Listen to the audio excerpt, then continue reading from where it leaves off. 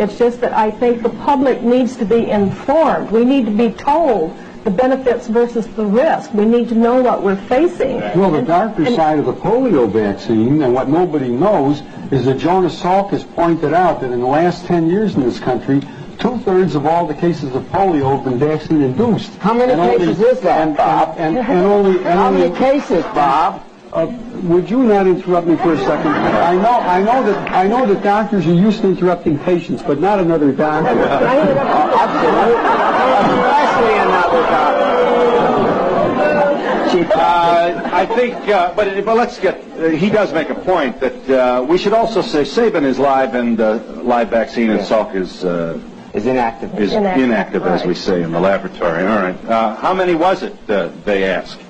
Well, how many people know that the European epidemic of polio, there were about 20 or 30 cases in this country.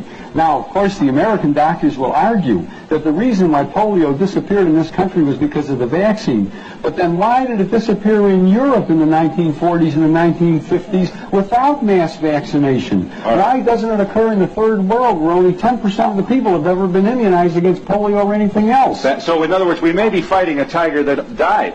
That's quite correct. Ask the people in Great Britain. Ask the people in Japan who...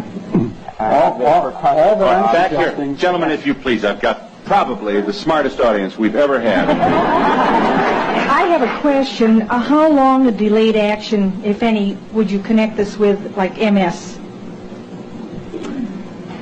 Is MS a possibility? Would multiple sclerosis be one of the possible results? As a matter of fact, there's a new publication that just came out from John Hoffman, who's a close associate of Tony Morris's, that gives the references linking MS in later life to the early introduction of live virus vaccines like measles and like some of the others that are live viruses. Now, at the present time, I would recommend that anybody who has MS or amyotrophic lateral sclerosis or any of those degenerative neurologic conditions of later life carefully review their vaccine histories. I would also like to comment to that, because in connection with my case, I've been doing some research. Let me tell him once again, Ms. Gundy, that you are a Guillain-Barré victim, contracted following your receipt of the swine flu vaccination. Yes, and I am in the process of writing a book about my experience, and in the process I've done considerable research. And from what I have learned, it looks as if immunizations frequently cause autoimmune diseases, not only Guillain-Barré syndrome, but lupus, rheumatoid arthritis, multiple sclerosis, and other types of things. Now, I have no data at this point. We should also say that there's a good deal of evidence suggesting that multiple sclerosis may be the result of distemper in an animal that the victim received during childhood. Now, none of this is absolutely nailed to the wall. But that's the problem with this. What's a mother to do with all of these balls in the air and nobody really certain? I would just like to also comment that we had 46 million people vaccinated with the swine flu shot. And I have written to Ralph Nader's organization. I have written to some of the government organizations trying to get them to do a survey, an ongoing survey, to see if these vaccinations do cause autoimmune diseases or what the reactions are. I can't even get a response because I'm not a doctor. I have no clout. I'm a nobody. Mrs. Grant, why were you shaking your head? You know, it isn't only with that vaccine, it's with all vaccines. Yes. They are not interested in the adverse reactions. As a matter of fact, if I may, I'd like to invite anyone to write to me if they've had an adverse reaction. I'd like to help the government because they don't want to know, but I would like to know. I am a mother of 3 children, and I have been informed and I've read up on these things.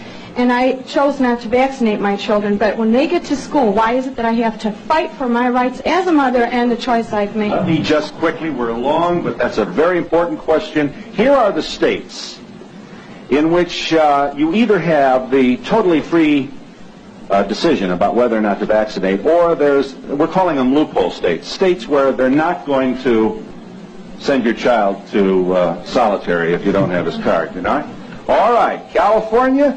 Not all children must be immunized in these states. Some require religious reasons. Some places there is a bureaucratic humma you have to go through to prove that you're this or that. And others it's probably easier. So just for the sake of simplifying this, Colorado, Idaho, Indiana, Iowa, Louisiana, Maine, Michigan, Minnesota, Missouri, Montana, Nebraska, North Dakota, Ohio, Oklahoma, Pennsylvania, Rhode Island, Utah, Vermont, Washington, and Wisconsin. If your state is not on there, it means that your child is going to be left at the kindergarten door feeling very, very much an outcast because he didn't get his immunization shots. And we'll be back in a moment.